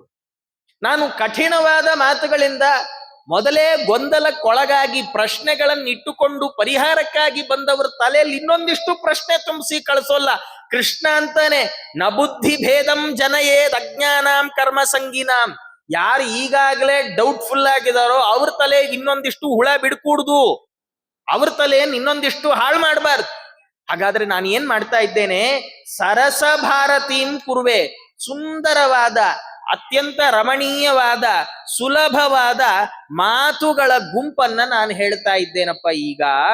ಅದು ಎಂಥದ್ದದು ಸುಲಭವಾದ್ದು ಅಂದ್ರೆ ಯೂಸ್ಲೆಸ್ ಅಲ್ಲ. ಅವರಂತಾರೆ, ದುರ್ವಾಕ್ ಗರ್ವಾಪಹಾರಿಣಿ. ಕೆಟ್ಟ ಮಾತುಗಳೇನಿದ್ದಾವೆ, ಕೆಟ್ಟವರಾಡಿದ ಮಾತುಗಳು, ದೇವರು ಸರ್ವೋತ್ತಮ ಅಲ್ಲ, ದೇವರು ನಾವು ಒಂದೇ, ದೇವರೇ ಇಲ್ಲ, ಎಲ್ಲ ಬಗೆಯ ಮಾತುಗಳು, ಭಗವಂತನ ಸರ್ವೋತ್ತಮತ್ವವನ್ನ ಅಲ್ಲಗಳೆಯುವಂತಹ ಯಾವ್ಯಾವ ಮಾತಿದೆಯಲ್ಲ, ಅದನ್ನ ಯಾರ್ಯಾರು ಆಡಿದಾರಲ್ಲ, ಆಡದವರದ್ದು ದುರಹಂಕಾರ ಇಳಿಸ್ತೀನಿ, ಆ ಮಾತಿನಲ್ಲಿರುವ ತಪ್ಪುಗಳನ್ನು ಎತ್ತಿ ತೋರಿಸ್ತೇನೆ. ಹಾಗಂತ ನಾನೇನೋ ದೊಡ್ಡ ದೊಡ್ಡ ಮಾತಾಡಲ್ಲ, ನಿಮಗೂ ಅರ್ಥ ಆಗುವ ಸರಸವಾದ ಭಾರತಿಯನ್ನ ಆಡ್ತೇನೆ. ಸರ್ವೇಷ್ಟ ಕಾರಿಣಿ, ಎಲ್ಲರಿಗೆ ಅನುಕೂಲ ಆಗಬೇಕು. ಕೆಲವು ಗ್ರಂಥಗಳನ್ನ ಕೆಲವ್ರು ಮಾತ್ರ ಓದಕ್ಕಾಗತ್ತೆ. ನೀವ್ ಓದ್ಬೇಡೋ, ನಿಂಗೆ ಅರ್ಥ ಆಗಲ್ಲ, ಮೊದಲು ಇದನ್ನು ಓದು. ಈ ಗ್ರಂಥ ಹಾಗಲ್ಲ, ಈಗ ಓದ್ಲಿಕ್ಕೆ ಶುರು ಮಾಡಿದ್ಯಾ, ತಗೋ ಈ ಗ್ರಂಥ ಓದು. ಎಲ್ಲೋ ಓದಿ ಮುಗಿಸಿದ್ದೇನೆ ಅನ್ನುವ ಭ್ರಾಂತಿ ಇದೆಯಾ, ತಗೋ ಈ ಗ್ರಂಥ ಓದು. ಎ ಟು ಝೆಡ್ 10ನೇ ವಯಸ್ಸಿಂದ 110ನೇ ವಯಸ್ಸಿನ ತನಕ ಯಾವಾಗ ಬೇಕಾದ್ರೂ ಓದಿದ್ರು ಯೂಸ್ಫುಲ್ ಆಗೋ ಗ್ರಂಥ ಬರಿತೀನಿ ಅಂದ್ರು. ಜಗತ್ತಲ್ಲಿ ಯಾರು ಇಂಥದ್ದೊಂದು ಪ್ರತಿಜ್ಞೆ ಮಾಡ್ಲ. ರಾಜರು ಮಾಡ್ತಾರ, ಸರ್ವೇಷ್ಟ ಕಾರಿಣೀಂ ಉರ್ವೀಂ ಕುರುಬೆ ಸರಸ ಭಾರತೀಂ. ಹೀಗೆ ಸರಸ ಭಾರತಿ ವಿಲಾಸ ಅನ್ನುವಂಥ ಈ ಗ್ರಂಥವನ್ನ ನಾನು ಮಾಡ್ತೇನೆ ಅಂತ ಹೇಳಿ ಅವರು ಇಡೀ ವಿಲಾಸದಲ್ಲಿ ಸುಮಾರೊಂದು 40-45 ಶ್ಲೋಕ ಬರೀ ದೇವರ ನಮಸ್ಕಾರ ಮಾಡ್ತಾ ಇದ್ದಾರೆ. ಆ ನಮಸ್ಕಾರದಲ್ಲಿ ಎಷ್ಟೆಷ್ಟು ತತ್ವಗಳನ್ನು ತಿಳಿಸಿಕೊಡ್ತಾರೆ. ಅವರಂತಾರೆ, ಕಸ್ಯ ಕಸ್ಯ ಪ್ರಿಯಂ ಬ್ರೂಮಃ ಸ್ತುಮಃ ಕಂ ಕಂ ಪದೇ ಪದೇ ಕಸ್ಮೈ ಕಸ್ಮೈ ದಿಶಾಮೋರ್ಥಂ ಕಸ್ಮಾದ್ವಾಸ್ಮತ್ ಪ್ರಯೋಜನಂ. ಅವರಂತಾರೆ, ಯಾರೋ ಕೇಳಿದ್ರಂತ, ಅಲ್ಲ ಸ್ವಾಮಿ ನೀವೇನ್ ಬರೀ ದೇವ್ರು ದೇವ್ರು ದೇವ್ರು ದೇವ್ರು ಅಂತೀರಿ, ಒಂಚೂರು ಉಳಿದಿದ್ ಕಡೆನು ನೋಡಿ ನೋಡಿ, ಆ ರಾಜ ಅಷ್ಟೊಂದು ಕಾಣಿಕೆ ಕೊಡ್ತಾನಂತೆ, ನೋಡಿ ಒಂಚೂರು ಒಳ್ಳೆ ಮಾತಾಡಿ. ಕೆಲವು ಹೀಗಿರುತ್ರಿ, ಏನು ಅಂದ್ರೆ ಎಲ್ಲೋ ಕಾರ್ಯಕ್ರಮಗಳಿಗೆ ಹೋದಾಗ ಆಯೋಜಕರು ಬಂದು ಹೇಳ್ತಾರೆ, ಸ್ವಾಮಿಗಳು ಹಿಂದೆ ಇದ್ದಿದ್ರಿಂದ ಇದೆಲ್ಲ ಬಂದು ಹೇಳ್ತಾರೆ, ಏನು ಅವರು ತುಂಬಾ ಕೊಡೋರು, ಒಂದೆರಡು ಅವ್ರ ಬಗ್ಗೆ ಹೊಗಳು ಬಿಡಿ. ರಾಜರು ಕೇಳ್ತಾರೆ, ಕಸ್ಯ ಕಸ್ಯ ಪ್ರಿಯಂ ಬ್ರೂಮಃ ಸ್ತುಮಃ ಕಂ ಕಂ ಪದೇ ಪದೇ. ಯಾರ್ಯಾರಿಗೆ ಒಳ್ಳೇದು ಹೇಳೋಣಪ್ಪ, ಈ ಮಾತಾಡಿದ್ರೆ ಅವ್ರಿಗೆ ಬೇಜಾರಾಗ್ಬಿಡುತ್ತೆ, ಆ ಮಾತಾಡಿದ್ರೆ ಅವ್ರಿಗೆ ಅಯ್ಯೋ ದೇವ್ರೆ. ರಾಜರಂದ್ರು ಕಸ್ಯ ಕಸ್ಯ ಪ್ರಿಯಂ ಬ್ರೂಮಃ, ಯಾರ್ಯಾರಿಗೆ ಇಷ್ಟ ಆಗೋ ಹಾಗೆ ಮಾತಾಡೋಣ. ಯಾಕೆ ಒಬ್ಬನಿಗಿಷ್ಟ ಆದ ಮಾತು ಇನ್ನೊಬ್ಬನಿಗೆ ಇಷ್ಟ ಆಗ್ಬೇಕಾಗಿಲ್ವಲ್ಲ. ಹಾಗಾಗಿ ನಾವ್ ಎಲ್ಲೋ ಒಂದ್ ಕಡೆ ನಿಷ್ಠುರ ಆಗ್ಲೇಬೇಕು, ಯಾರೋ ಒಬ್ರ ಹತ್ರ ಬೈಸ್ಕೊಳ್ಳೇಬೇಕು. ಭಾರಿ ಕಷ್ಟ. ಅವನ್ ಸರಿ ಅಂದ್ರೆ ಇವನಕ್ ಕಷ್ಟ, ಇವನು ಸರಿ ಅಂದ್ರೆ ಅವನಕ್ ಕಷ್ಟ, ಇಬ್ರು ಸರಿ ಅಂದ್ರೆ ಮೂರನೇ ಅವನಕ್ ಕಷ್ಟ. ಜಗತ್ತಲ್ಲಿ ಯಾರ್ಯಾರಿಗೆಲ್ಲ ಒಳ್ಳೇದ್ ಮಾತಾಡ್ಲಿಕ್ಕಾಗತ್ರಿ? ಸ್ತುಮ ಕಂ ಕಂ ಪದೇ ಪದೇ, ಹೆಜ್ಜೆ ಹೆಜ್ಜೆಗೆ ಯಾರ್ಯಾರನ್ನ ಸ್ತೋತ್ರ ಮಾಡೋಣ. ನನಗೆ ಈ ಹೆಜ್ಜೆ ಇಡ್ಲಿಕ್ಕೆ ಇವ್ರು ಅನುಕೂಲ ಮಾಡ್ಕೊಟ್ರು, ಇವ್ರನ್ನ ಸ್ತೋತ್ರ ಮಾಡು. ಈ ದುಡ್ಡು ಬರ್ಲಿಕ್ಕೆ ಇವ್ರು ಯೂಸ್ ಆದ್ರು, ಅವರನ್ನು ಸ್ತೋತ್ರ ಮಾಡು. ಅಲ್ಲಿ ಯಾರೋ ಪಕ್ಕದ ಮನೆಯವ್ರು ನೆಮ್ಮದಿಯಾಗಿ ಇರಕ್ ಬಿಟ್ಟಿದ್ದಾರೆ, ಅವ್ರನ್ನ ಸ್ತೋತ್ರ ಮಾಡು. ಕಂ ಕಂ ಪದೇ ಪದೇ ಸ್ತುಮ, ಯಾರನ್ನ ಹೆಜ್ಜೆ ಹೆಜ್ಜೆಗೆ ಸ್ತೋತ್ರ ಮಾಡೋಣ. ಕಸ್ಮೈ ಕಸ್ಮೈ ದಿಶಾಮಹ ಅರ್ಥಂ, ಯಾರ್ಯಾರಿಗೆ ಅನುಕೂಲ ಮಾಡಿ ಕೊಡೋಣ. ಇವನ್ ಇವತ್ ಬಂದ ಅವನಿಗೆ ಮಾಡ್ಕೊ, ಇವತ್ ಬಂದ ಅವನಿಗೆ ಮಾಡು. ಇವನಿಗೆ ಮಾಡಿದ ಅನುಕೂಲ ಅವನಿಗೆ ತೊಂದರೆ ಆಯ್ತು, ಏನ್ ಮಾಡೋಣ? ರಾಜರಂದ್ರು ಕಸ್ಮಾದ್ವಾ ಅಸ್ಮತ್ ಪ್ರಯೋಜನಂ, ನಮಗ್ ಯಾರಿಂದ ಏನ್ ಉಪಯೋಗ ಇದೆಯಪ್ಪ? ಆಯ್ತು, ನೀ ಇವನಿಗೆ ಒಳ್ಳೇದ್ ಮಾತಾಡ್ದಿ, ಇವನನ್ನು ಹೊಗಳ್ದಿ, ಇವನಿಗೆ ಅನುಕೂಲ ಮಾಡಿಕೊಟ್ಟಿ, ಎಲ್ಲ ಸರಿ. ನಿನಗೆ ಯಾರಿಂದ ಏನಾಯ್ತು? ಯಾರಿಂದ ಏನು ಆಗ್ಲಾರದು. ದಾಸರಂದ್ರು ಕಾಡ ಬೆಳದಿಂಗಳು ಈ ಸಂಸಾರ, ಕತ್ತಲೆ ಬೆಳದಿಂಗಳು. ಯಾಕೆ? ಉಂಟಾದ ಕಾಲಕ್ಕೆ ನೆಂಟರು ಇಷ್ಟರು ಬಂಟರಾಗಿ ಬಂದು ಬಾಗಿಲ ಕಾಯುವರು. ಅದೇ ಉಂಟಾದ ತನ ತಪ್ಪಿ ಬಡತನ ಬಂದರೆ ಒಂಟೆಯಂತೆ ಕತ್ತ ಮೇಲು ಕೆತ್ತುವರೋ. ಕಾಡ ಬೆಳದಿಂಗಳು ಸಂಸಾರ, ಕತ್ತಲೆ ಬೆಳದಿಂಗಳು. ಕತ್ತಲೆಯನ್ನೇ ಬೆಳದಿಂಗಳು ಅಂತ ಭ್ರಮಿಸಿಕೊಂಡಿರ್ಬೇಕೇ ಹೊರತು, ಎಷ್ಟೋ ಬಾರಿ ಹೀಗಾಗತ್ತೆ. ನಾವು ಎಲ್ರಿಗೂ ಒಳ್ಳೆಯವರಾಗಿದ್ದೀವಿ, ನಮಗ್ ಕಷ್ಟ ಬಂದಾಗ ನಮ್ ಜೊತೆ ಎಲ್ರು ಇರ್ತಾರೆ ಅಂತ ಅನ್ಕೊಳ್ತೀವಿ. ಯಾರೂ ಬರಲ್ಲ. 10% 90% ಜನಕ್ಕೆ ನಮಗ್ ಕಷ್ಟ ಬಂದಿದ್ದು ಖುಷಿ ಕೊಡುತ್ತೆ. ಅಂತೂ ಆಯ್ತು ನೋಡಿ, ನಾನು ಹೇಳಲಿಲ್ವಾ ಅವತ್ತು, ಹಂಗ್ ಮಾಡ್ಬಿಟ್ಟ, ನಮ್ಗೆ ಆಗ್ಬೇಕಿತ್ತ ಅವನಿಗೆ ಅಂತಾನೆ ಅಂತಾರೆ. ಇನ್ನೊಂದು 10% ಜನಕ್ಕೆ ನಮಗ್ ಸುಖ ಬಂದ್ರು ಅಷ್ಟೇ, ದುಃಖ ಬಂದ್ರು ಅಷ್ಟೇ, ನಮಗೆ ಯಾರಿಂದ ಪ್ರಯೋಜನ ಇಲ್ಲ. ಹಾಗಾದ್ರೆ ಏನ್ ಮಾಡ್ಬೇಕು? ರಾಜರಂದ್ರು ಭಗವಂತನನ್ನ ಆಶ್ರಯಿಸು. ಯಾರ್ಯಾರನ್ನೋ ಹೊಗಳಿ, ಯಾರ್ಯಾರಿಗೋ ಒಳ್ಳೇದ್ ಮಾಡಕ್ ಹೋಗಿ ನಮ್ ಬಾಯಿ, ನಮ್ ಕೈ, ನಮ್ ಚಾರಿತ್ರ್ಯ ಎಲ್ಲ ಹಾಳು ಮಾಡ್ಕೊಂಡಿದ್ದಾಯ್ತು. ಇನ್ನಾದ್ರೂ ಒಳ್ಳೆ ಹಾದಿ ಹಿಡಿ. ಏನ್ ಮಾಡು? ಭಗವಂತನನ್ನ ಕುರಿತು ನಿನ್ನ ಮಾತನ್ನು ಉಪಯೋಗಿಸು. ಮಾತಾಡಿದ್ರೆ ಬೇಡಿದರೆ ಎನ್ನೊಡೆಯನ ಬೇಡುವೆ, ಎನ್ನೊಡೆಯಗೆ ಒಡಲ ತೋರುವೆ. ಅವ್ರ ಹತ್ರ ಕೈ ಚಾಚದೆ ಕೊಡದೆ, ಕೊಟ್ರೆ ಅವ್ರನ್ನ ಹೊಗಳದೆ, ಇವ್ರ ಹತ್ರ ಕೈ ಚಾಚದೆ ಕೊಡದೆ ಇದ್ರೆ ಇವ್ರನ್ನ ಬೈದೆ. ಬೇಡವೇ ಬೇಡ. ಯಾರಿಗೂ ನೀ ಒಳ್ಳೆಯವನಾಗ್ಬೇಕಿಲ್ಲ.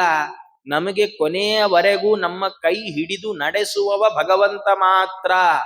ಆದ್ರಿಂದ ನಮಗೆ ಪ್ರಯೋಜನವೇ ಇಲ್ಲದೆ ಇರೋರಿಗೆಲ್ಲ ನಮ್ಮ ಟೈಮ್ ವೇಸ್ಟ್ ಮಾಡೋ ಬದಲು, ನಮಗೆ ಯಾರಿಂದ ನಿಜವಾಗಿ ಪ್ರಯೋಜನ ಇದೆಯಲ್ಲ, ಅವಿಜ್ಞಾತ ಸಖನಾಗಿದ್ದುಕೊಂಡು ಇಹ ಪರಗಳಲ್ಲಿ ನಮ್ಮನ್ಯಾರು ಕಾಪಾಡ್ತಾನಲ್ಲ, ಅವನಿಗಾಗಿ ನಮ್ಮ ಸಮಯವನ್ನ ಕಳೆಯೋಣ. ಎಷ್ಟಂದ್ರೆ ಚಿಕ್ಕ ವಯಸ್ಸಲ್ಲಿರುವಾಗ ಮಕ್ಕಳನ್ನ ಎತ್ಕೊಂಡು ಮುದ್ದಾಡಿಸಿದ್ದೇನು, ಪ್ರೀತಿ ಮಾಡಿದ್ದೇನು ಎಲ್ಲ ಸರಿ. ಅವರು ದೊಡ್ಡವರಾಗಿ ಮದುವೆ ಆಗಿ ಬಂದ್ರೆ ವೃದ್ಧಾಶ್ರಮಕ್ಕೆ ಹಾಕಿದ್ರೆ ಯಾರು ಗ್ಯಾರಂಟಿ? ಯಾರು ಗ್ಯಾರಂಟಿ ಇಲ್ಲ. ಹಾಗಾಗಿ ಹಾಜರಂತಾರೆ, ನಮಗೆ ಯಾರಿಂದ ಪ್ರಯೋಜನ ಇಲ್ಲಪ್ಪ. ಅವ್ರನ್ನೆಲ್ಲ ನೀನು ಅವ್ರ ಹಿಂದೆಲ್ಲ ಹೋಗಿ ಅವರನ್ನ ಸ್ತುತಿಪಡಿಸು, ಅವರನ್ನ ಖುಷಿ ಪಡಿಸು, ಅವರನ್ನ ಸ್ತೋತ್ರ ಮಾಡಬೇಡ್ರಿ. ಭಗವಂತ ನಮಗೆ ಅನನ್ಯ ಶರಣ, ಅವನ್ ಬಿಟ್ಟು ನಮ್ಗೆ ಯಾರಿಲ್ಲ, ಅವನ ಹಿಂದೆ ಹೋಗ್ರಿ. ಅವರಂತಾರೆ, ಕ್ವಾಹಂ ನೃಹಯತೇಂಘ್ರ್ಯರ್ಕ ಶರಣ ಕರುಣಾಂಬುಧೇ. ಅಲ್ಲ, ನಾವು ಭಗವಂತನನ್ನೇನೋ ಆಶ್ರಯಿಸಿ ಬಿಡ್ತೇವೆ, ದೇವರನ್ನ ನಾವು ಗಟ್ಟಿ ಹಿಡಿತೇವೆ ಅಂತ ಇಟ್ಕೊಳ್ಳೋಣ. ಆದ್ರೆ ಗಟ್ಟಿ ಹಿಡಿದ ಮೇಲೆ ದೇವರನ್ನ ಹಿಡಿದ್ರಿಂದ ನಮ್ಗೆ ಬಂದಿರೋ ಎಲ್ಲ ಸಮಸ್ಯೆ ಪರಿಹಾರ ಆಗತ್ತೆ ಅಂತ ಏನ್ ಗ್ಯಾರಂಟಿ? ಎಷ್ಟೋ ಬಾರಿ ಹೀಗಾಗಿದೆಯಲ್ಲ. ಈ ಪಕ್ಕದ ಮನೆಯವರು ಯಾರೋ ನಮ್ಗೆ ಬಹಳ ಪರಿಚಯದವರು ಹೇಳ್ತಾರೆ, ನೋಡಪ್ಪ ಚಿನ್ನ ಭಾರಿ ಏರ್ತಾ ಇದೆ, ಗೋಲ್ಡ್ ಅಲ್ಲಿ ಇನ್ವೆಸ್ಟ್ ಮಾಡು. ಇರೋ ಬರೋ ದುಡ್ಡು ಕೆರೆದು ಬಳ್ದು ಎಲ್ಲ ತಗೊಂಡೋಗಿ ಚಿನ್ನಕ್ಕೆ ಹಾಕ್ತಿವಿ, 3 ದಿವಸ 10,000 ಇಳ್ದೋಗ್ಬಿಡು. ಅಯ್ಯೋ ಪ್ರಾರಬ್ಧವೇ, ಎಲ್ಲಿಂದ ಹೋಗಿ ಏನ್ ಮಾಡೋಣ? ಅದೇನೋ ನಾವ್ ಇನ್ವೆಸ್ಟ್ ಮಾಡಿದ್ದಕ್ಕೆ ಇಳಿದಿರೋ ತರ ಆಗೋಬೇಕು ಕೊನೆಗೆ. ಇನ್ಯಾರೋ ಹೇಳ್ತಾರೆ, ಇಲ್ಲ ಚಿನ್ನಾಗಿನ್ನ ಎಲ್ಲ ಕಷ್ಟ, ಈ ಬ್ಯಾಂಕಲ್ಲಿ FD ಮಾಡಿ ಆರಾಮ್ ಇರುತ್ತೆ ಅಂತ ಬ್ಯಾಂಕೇ ಎತ್ಕೊಂಡು ಹೋಗ್ಬಿಡುತ್ತೆ. ಹರೇ ನಮಃ, ಎಲ್ಲಿಗೆ ಹೋಗೋಣ? ನಾವು ನಂಬಿದ್ದೆಲ್ಲ ನಮಗೆ ಫಲ ಕೊಡಬೇಕು ಅಂತ ಗ್ಯಾರಂಟಿ ಇಲ್ಲ. ಹಂಗೇ ಈಗ ದೇವರಿಗೆ ಬೇಕಾದಷ್ಟು ಪ್ರದಕ್ಷಿಣೆ ಹಾಕಿದ್ವಿ, ನಮಸ್ಕಾರ ಹಾಕಿದ್ವಿ, ಸ್ತೋತ್ರ ಹೇಳಿದ್ವಿ, ಮಂತ್ರ ಹೇಳಿದ್ವಿ, ದೇವರು ನಮ್ ಸಮಸ್ಯೆ ಪರಿಹಾರ ಮಾಡ್ತಾನೆ ಅಂತ ಏನ್ ಗ್ಯಾರಂಟಿ? ಯಾರು ಕೊಡೋರು ಆಚಾರ್ಯ ಗ್ಯಾರಂಟಿ? ರಾಜರಂದ್ರು ನಾನ್ ಗ್ಯಾರಂಟಿ ಕೊಡ್ತೀನಿ. ಅವ್ರಂತಾರೆ ಯಾಕೆ ಗೊತ್ತೋ, ಭಗವಂತನನ್ನ ಸರಿಯಾಗಿ ತಿಳ್ಕೊಂಡವರು ಗ್ಯಾರಂಟಿ ಕಾರ್ಡೇ ಕೇಳಲ್ಲ. ಗುಡ್ ವಿಲ್ ಅಷ್ಟು ಚೆನ್ನಾಗಿದೆ ದೇವ್ರದು ಅಂತ. ಈ ಕೆಲವು ವಸ್ತುಗಳನ್ನ ಅಂಗಡಿ ತಗೊಳ್ಳುವಾಗ ಹಿಂದೆ ಮುಂದೆ ಏನ್ ನೋಡಲ್ಲ, ಕಂಪನಿ ಹೆಸರು ನೋಡ್ತೀವಿ. ಕಂಪನಿ ಹೆಸರು ಚೆನ್ನಾಗಿದೆಯಾ, ಒಳ್ಳೆ ಕಂಪನಿನ ತಗೊಂಡ್ ಬರ್ತಾ ಇರೋದು ಅಟ್ಟೆ ಮನೆ. ಯಾರು ನೋಡ್ತಾರ್ರಿ? ನೋಡೋದೇ ಇಲ್ಲ. ಅಂಗಡಿಯವನು ₹100 ಜಾಸ್ತಿ ಹೇಳಿದ್ರು ತಿರುಗಿಸ್ ನೋಡಲ್ಲ. ಒಳ್ಳೆ ಕಂಪನಿ ಇದಪ್ಪ, ₹100 ಕೊಟ್ರು ಪರವಾಗಿಲ್ಲ. ಭಗವಂತಂದ್ ಗುಡ್ ವಿಲ್ ಹಾಗೆ. ಅವರಂತ ರಾಜರು ಕ್ವಾಹಂ ನೃಹಯತೇಂಘ್ರ್ಯರ್ಕ ಶರಣ ಕರುಣಾಂಬುಧೆ ವೇದಂ ನಿಸ್ಸಾರ ಸಂಸಾರ ನಿಹಾರಾವರಣಂ ಮಮ. ಅವರಂತಾರೆ ನಿನ್ನ ಪಾದ ಅನ್ನುವಂತಹ ತೇ ಅಂಘ್ರಿ ಅರ್ಕ ಶರಣ. ಅರ್ಕ ಅಂದ್ರೆ ಸೂರ್ಯ. ನಿನ್ನ ಪಾದ ಅನ್ನುವ ಸೂರ್ಯವನ್ನ ಆಶ್ರಯಿಸಿರುವ ನಾನೆಲ್ಲಿ? ಕ್ವ ಇದಂ ನಿಸ್ಸಾರ ಸಂಸಾರ ನಿಹಾರಾವರಣಂ ಮಮ. ನಿಹಾರ ಅಂದ್ರೆ ಮಂಜು, ಸಂಸಾರ ಅನ್ನುವ ಮಂಜಿನ ಮುಸುಕೆಲ್ಲಿ ಅಂದ್ರೆ ಏನರ್ಥ? ನನಗೆ ಸಂಸಾರ ಅನ್ನುವ ಮಂಜಿನ ಮುಸುಕು ಇದೆ, ಆದ್ರೆ ನಾನ್ ಎಲ್ಲಿದ್ದೇನೆ ಅಂದ್ರೆ ನಿನ್ನ ಪಾದ ಅನ್ನುವ ಸೂರ್ಯನನ್ನ ಆಶ್ರಯಿಸ್ಬಿಟ್ಟಿದ್ದೇನೆ. ಮಂಜಿನ ಆಟ ಸೂರ್ಯ ಬರೋವರೆಗೂ ಮಾತ್ರ. ಒಂದ್ಸತಿ ಸೂರ್ಯ ಬಂದ್ಬಿಟ್ರೆ ಮುಸುಗಿರುವ ಮಂಜೆಲ್ಲ ತಾನೇ ಕರಗಿ ಹೋಗ್ಬಿಡುತ್ತೆ. ರಾಜರಂತಾರೆ ನಾನು ನಿನ್ನ ಪಾದ ಅನ್ನುವ ಸೂರ್ಯನನ್ನ ಆಶ್ರಯಿಸಿದ್ದೇನೆ, ನಂಗೆ ಈ ಸಂಸಾರ ಅನ್ನುವ ಮಂಜಿನ ಬಗ್ಗೆ ಚಿಂತೆನೇ ಇಲ್ಲ. ಕಳ್ದೆ ಕಳಿಯತ್, ಲೇಟ್ ಆಗ್ಬಹುದು, ತಡ ಆಗ್ಬಹುದು, ಇವತ್ತಲ್ಲ ನಾಳೆ ಹೋಗುತ್ತೆ. ಆದ್ರೆ ಅಯ್ಯೋ ನೋಡು ಇಷ್ಟು ದಿವಸ ಮಾಡಿದೆ ಏನು ಮಾಡ್ಲಿಲ್ಲ ಅಂತ ಬಿಟ್ಬಿಟ್ರೆ ಹೋಗೋದು ಹೋಗಲ್ಲ, ಹಾಗೇ ಉಳ್ಕೊಂಡ್ಬಿಡುತ್ತೆ. ಭಗವಂತ ಅವನು ಕರ್ತುಂ ಅಕರ್ತುಂ ಅನ್ಯಥಾ ಕರ್ತುಂ ಚ ಸಮರ್ಥ. ಏನ್ ಬೇಕಾದ್ದನ್ ಮಾಡಬಲ್ಲವ ಭಗವಂತ. ಆದ್ರೂ ನಮ್ ಸಂಸಾರ ಕಳಿಬೇಕು ಅಂತ ಅವನ ಇಚ್ಛೆಗೆ ಬರ್ಬೇಕಾದ್ರೆ ನಮ್ ಭಕ್ತಿ ಅಷ್ಟಿರ್ಬೇಕು. ಅದನ್ ರಾಜರು ಹೇಳಿದ್ದು. ನಿನ್ನ ಪಾದ ಒಂದೇ ಸಾಕು, ಇನ್ನೇನೂ ಬೇಡ ಅಂತ ಭಗವಂತನ ಪಾದವನ್ನ ಆಶ್ರಯಿಸಿದವರಿಗೆ ಭಗವಂತ ಸಂಸಾರದಿಂದ ಉದ್ಧಾರ ಮಾಡೇ ಮಾಡ್ತಾನೆ. ಎಷ್ಟು ಕಥೆ ಹೇಳಲಿ ಅಂದ್ರು ರಾಜರು. 1 2 8 ವರ್ಷದ ಮಗುವಿನಿಂದ ಹಿಡಿದು 80 ವರ್ಷದ ಮುದುಕನ್ ತನಕ ದೇವರನ್ನ ಹಿಡಿದು ಉದ್ಧಾರ ಆದವ್ರು ಇದ್ದಾರಪ್ಪ. ನಮಗ್ ವಯಸ್ಸು ಚಿಕ್ಕದು ಯೋಚನೆ ಮಾಡಬೇಡಿ, ತುಂಬಾ ವಯಸ್ಸಾಗೋಯ್ತು ಯೋಚನೆ ಮಾಡಬೇಡಿ. ಅದೆಲ್ಲ ಸ್ಕೂಲು ಕಾಲೇಜಿಗೆ ಸೇರ್ಕೊಳಕ್ ಅಟ್ಟೆ ವಯಸ್ಸು. ದೇವರನ್ನ ಹಿಡಿಲಿಕ್ಕೆ ವಯಸ್ಸು ಬೇಕಿಲ್ಲ, ಕುಲ ಬೇಕಿಲ್ಲ, ಗೋತ್ರ ಬೇಕಿಲ್ಲ, ಧರ್ಮ ಬೇಕಿಲ್ಲ, ಏನೂ ಬೇಡ. ನೋಡಿ, ಎಲ್ಲೇ ಹೋಗಿ ನೀವು, ಎಂಥದ್ದೇ ಸಂಸ್ಥೆಗೆ ಹೋಗಿ, ಎಂಥದ್ದೇ ಯಾವುದೇ ಜಾಗಕ್ಕೆ ಹೋಗಿ, ಅದರಲ್ಲಿ ನಿಮ್ಗೆ ಏನು ಅಪ್ಲಿಕೇಶನ್ ಫಿಲಪ್ ಮಾಡಕ್ ಕೊಡುವಾಗ ಅದರಲ್ಲಿ ನಿಮ್ಮ ರಿಲಿಜನ್ ಕೇಳ್ತಾರೆ. ನೀವು ಯಾವ ವಿಭಾಗಕ್ಕೆ ಸೇರ್ತೀರಿ, ಜನರಲ್ ಮೆರಿಟೋ ಮತ್ತೊಂದು ಮಗದೊಂದು ಕೇಳ್ತಾರೆ. ಯಾವುದೇ ಸಂಸ್ಥೆಯಲ್ಲಿ ಅಪ್ಲಿಕೇಶನ್ ಫಿಲಪ್ ಮಾಡುವಾಗ್ಲೂ ರಿಲಿಜನ್ ಮತ್ತು ಕ್ಯಾಸ್ಟಿನ ಕಾಲಂ ಇಲ್ಲದೆ ಇರೋ ಫಾರ್ಮ್ ಸಿಗಲ್ಲ. ಒಂದ್ ಕಡೆ ಸಿಗತ್ರಿ, ಎಲ್ಲಿ? ದೇವರ ಹತ್ರ ಹೋದಾಗ. ಹೆಸರು ಕೇಳಲ್ಲ. ಭಕ್ತ ಹೌದಾ ಅಲ್ವಾ ಎರಡೇ ಕೆಟಗರಿ. ಆಚಾರ್ಯ ನಾವ್ ಇಂಥವ್ರು, ನಾವು ದೇವರಲ್ಲಿ ಭಕ್ತಿ ಮಾಡಬಹುದಾ? ಏನು ಪ್ರಶ್ನೆ, ಏನ್ ಅರ್ಥ ಇದೆ? ದೇವರಲ್ಲಿ ಎಂಥವ್ರು ಬೇಕಾದ್ರೂ ಭಕ್ತಿ ಮಾಡಬಹುದು. ಇನ್ನೂ ಎಷ್ಟು ಅಂದ್ರೆ ಭಾಗವತ ಹೇಳತ್ತೆ, ವಿಪ್ರಾತ್ ದ್ವಿಷಡ್ಗುಣ ಯುತಾದ್ ಅರವಿಂದ ನಾಭ ಪಾದಾರವಿಂದ ವಿಮುಖಾತ್ ಶ್ವಪಚಂ ವರಿಷ್ಠಂ ಮನ್ಯೆ. ಭಾಗವತ ಹೇಳತ್ತೆ, ನಾನು ದೊಡ್ಡ ಕುಲದಲ್ಲಿ ಹುಟ್ಟುಬಿಟ್ಟಿದ್ದೇನೆ, ನಾನು ಭಾರಿ ದೊಡ್ಡ ವಂಶದಲ್ಲಿ ಹುಟ್ಟುಬಿಟ್ಟಿದ್ದೇನೆ, ನಂಗೆ ಭಾರಿ ಸಂಪತ್ತಿದೆ, ದೇವರಿಗೂ ನಮಗೂ ಪಾರ್ಟ್ನರ್ಶಿಪ್ ಇದೆ. ಇವೆಲ್ಲ ಕತೆ ಹೇಳ್ಬೇಡ ಅನ್ನತ್ತೆ ಭಾಗವತ. ದೇವರಲ್ಲಿ ಭಕ್ತಿ ಇದೆಯಾ ಇಲ್ವಾ? ನಿನ್ನಲ್ಲಿ ಭಕ್ತಿ ಇಲ್ಲದಿದ್ರೆ ಸಂಪತ್ತು, ದೊಡ್ಡ ವಂಶ, ದೊಡ್ಡ ಬ್ಯಾಕ್ ಗ್ರೌಂಡು, ದೊಡ್ಡ ಸಂಪತ್ತು, ಬೇಕಾದಷ್ಟು ಬ್ಯಾಂಕ್ ಬ್ಯಾಲೆನ್ಸ್ ಇರೋ ನೀನು ಒಂದೇ, ಒಳ್ಳೆ ಭಕ್ತಿ ಇರುವ ಝೀರೋನು ಒಂದೇ. ಅವನಿಗೇನಿಲ್ಲ, ಅವನ್ ಒಳ್ಳೆ ಫ್ಯಾಮಿಲಿ ಬ್ಯಾಕ್ ಗ್ರೌಂಡ್ ಇಲ್ಲ, ಅವನ್ ಬ್ಯಾಂಕಲ್ಲಿ ಬ್ಯಾಲೆನ್ಸ್ ಇಲ್ಲ, ಕೆಲಸವಿಲ್ಲ, ಮನೆ ಇಲ್ಲ, ಮಕ್ಕಳಿಲ್ಲ, ಹೆಂಡತಿ ಏನೂ ಇಲ್ಲ, ಆದ್ರೆ ದೇವರಲ್ಲಿ ಭಕ್ತಿ. ಓ, ಹಾಗಾದ್ರೆ ನಿನಗಿಂತ ಅವನೇ ಶ್ರೇಷ್ಠ. ಭಾಗವತ ಅಂದ್ಬಿಡ್ತು. ಭಗವಂತನನ್ನ ತಲುಪಲಿಕ್ಕಿರುವ ಏಕೈಕ ದಾರಿ, ನೋ ಶಾರ್ಟ್ ಕಟ್ಸ್. ಆಮೇಲೆ ಆ ರಸ್ತೆಯಲ್ಲಿ ಕೆಲಸ ಮಾಡಲ್ಲ, ಆ ರಸ್ತೆ ಯಾವಾಗ್ಲೂ ಓಪನ್ನೇ ಇರುತ್ತೆ. ಈ ರಸ್ತೆಗಳ ತರ ಅಲ್ಲ, ಎಲ್ಲೋ ಅಗಿತಾರೆ, ಎಲ್ಲೋ ಮುಚ್ತಾರೆ, ಎಲ್ಲೋ ಹೋಗ್ತಾ ಇರೋರು ಇನ್ನೆಲ್ಲೋ ಹೊಟ್ಟೋಗ್ತಾರೆ. ಹರೇ ನಮಃ. ಆದ್ರೆ ಭಗವಂತನನ್ನು ತಲುಪಲಿಕ್ಕಿರುವ ರಸ್ತೆ, ಭಕ್ತಿ ಎನ್ನುವ ರಸ್ತೆ ಇದೆಯಲ್ಲ, ಅದು ಯಾವಾಗ್ಲೂ ತೆರೆದ ಹೆದ್ದಾರಿ. ಅದರಲ್ಲಿ ಟೋಲ್ ಇಲ್ಲ, ಟ್ಯಾಕ್ಸ್ ಇಲ್ಲ, ಫ್ರೀ ಆಫ್ ಕಾಸ್ಟ್. ಅದರಲ್ಲಿ ಪ್ರಯಾಣ ಮಾಡಿ ನಾನು ಬಂದಿದ್ದೆ ನಿನ್ ಪಾದದ ಬುಡಕ್ಕೆ. ಹಾಗಾಗಿ ಈ ಸಂಸಾರ ಪರಿಹಾರ ಆಗತ್ತಾ ಆಗಲ್ವಾ ನನಗೇನ್ ಡೌಟೇ ಇಲ್ಲ. ಇವತ್ತಲ್ಲ ನಾಳೆ ಈ ಸಂಸಾರ ನಂದು ಪರಿಹಾರ ಆಗೇ ಆಗತ್ತೆ ಅಂತ ಅವರು ಭಗವಂತನನ್ನ ಪ್ರಾರ್ಥನೆ ಮಾಡ್ತಾ ಅವರಂತಾರೆ, ಅಂಧೋಹಂ. ಭಗವಂತನನ್ ಏನ್ ಕೇಳ್ಬೇಕ್ರಿ? ಅವ್ರಂತಾರೆ, ಸ್ವಾಮಿ ನಾನು ಕುರುಡ, ನಂಗೇನೂ ಗೊತ್ತಿಲ್ಲ. ದೇವರ ಹತ್ರ ಹೋಗುವಾಗ ಹೀಗ್ ಹೋಗ್ಬಾರ್ದು, ಅದೇ ಹೋಗ್ಬಾರ್ದು, 2 ಬಾರ್ಸ್ ಕಳಿಸ್ತಾನ ಭಗವಂತ. ದೇವ್ರ ಹತ್ರ ಇಲ್ಲದೆ ಇರೋದನ್ನ ಏನ್ ನಾವ್ ಇಟ್ಕೊಂಡಿದೀವ್ರಿ? ಹೋಗ್ಬಾರ್ದು. ಭಗವಂತನ ಹತ್ರ ಹೇಗ್ ಹೋಗ್ಬೇಕು ಗೊತ್ತೇನು? ಸ್ವಾಮಿ ನಂಗೆ ಕಣ್ಣೇ ಕಾಣಲ್ಲ, ನಂಗೆ ಕಿವಿನೇ ಕೇಳಲ್ಲ, ನನಗೇನು ಗೊತ್ತಿಲ್ಲ, ನೀನ್ ಕೈ ಹಿಡ್ಕೊಂಡು ನಡೆಸಿದ್ರೆ ನಾನು ನಡಿತೀನಿ ಅಂತ ಹೋಗ್ಬೇಕು ಭಗವಂತನ. ಅವರಂತಾರೆ, ಅಂಧೋಹಂ ಕರುಣಾ ಸಿಂಧೋ ವೀಕ್ಷೇ ನಕ್ಷೇಮ ಪದ್ಧತಿಂ. ಸ್ವಾಮಿ ಅವರಂತಾರ, ನಾನ್ ದೊಡ್ಡ ಕುರುಡ ಇದ್ದೇನೆ ಸ್ವಾಮಿ. ಅಲ್ಲ, ಕುರುಡ ಅಂತ ಹೇಳ್ತಿರಲ್ಲ, ದೊಡ್ಡ ದೊಡ್ಡ ಕಣ್ಣಿದೆಯಲ್ಲ. ಹೌದು, ಈ ಕಣ್ಣಿದೆ. ಆದ್ರೆ ಈ ಕಣ್ಣಿಂದ ಒಳ್ಳೆ ಹಾದಿ ಕಂಡೇ ಇಲ್ಲ ನಂಗೆ. ಬೇಡ ಬೇಡ ಅಂದ್ರೂ ಬೇಡವಾದ್ದೇ ಕಾಣುತ್ತೆ, ಬೇಡ ಅಂದ್ರೂ ರಿಮೋಟೇ ಕಾಣುತ್ತೆ, ಬೇಡ ಅಂದ್ರೂ ಮೊಬೈಲೇ ಕಾಣುತ್ತೆ. ಏನ್ ಮಾಡ್ಲಿ ನಾನು? ನನಗೆ ಕ್ಷೇಮ ಪದ್ಧತಿನ ವೀಕ್ಷೆ, ನನಗೆ ಸರಿಯಾದ ದಾರಿ, ಒಳ್ಳೆ ದಾರಿ ಹುಡುಕ್ಲಿಕ್ಕೆ ಈ ಕಣ್ಣಲ್ಲಿ ಆಗ್ತಾ ಇಲ್ಲ. ಹಾಗಾದ್ರೆ ಕಣ್ಣಿನ ಪರ್ಪಸ್ ಏನು? ಒಳ್ಳೆ ದಾರಿ ಹುಡುಕೋದು. ಅದರಿಂದ ಹುಡುಕಕ್ ಆಗ್ತಾ ಇಲ್ಲ ಅಂದ್ರೆ ಕಣ್ಣಿದ್ದು ಕುರುಡನಾದವನಂತೆ. ಅಂಧಃ, ನಾನು ಕುರುಡ. ನೀ ಏನ್ ಮಾಡ್ಬೇಕು?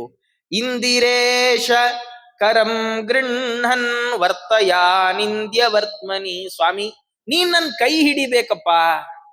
ಕರಂ ಗೃಹನ್, ನನ್ನ ಕೈ ಹಿಡಿದು ಏನ್ ಮಾಡು ಗೊತ್ತೋ?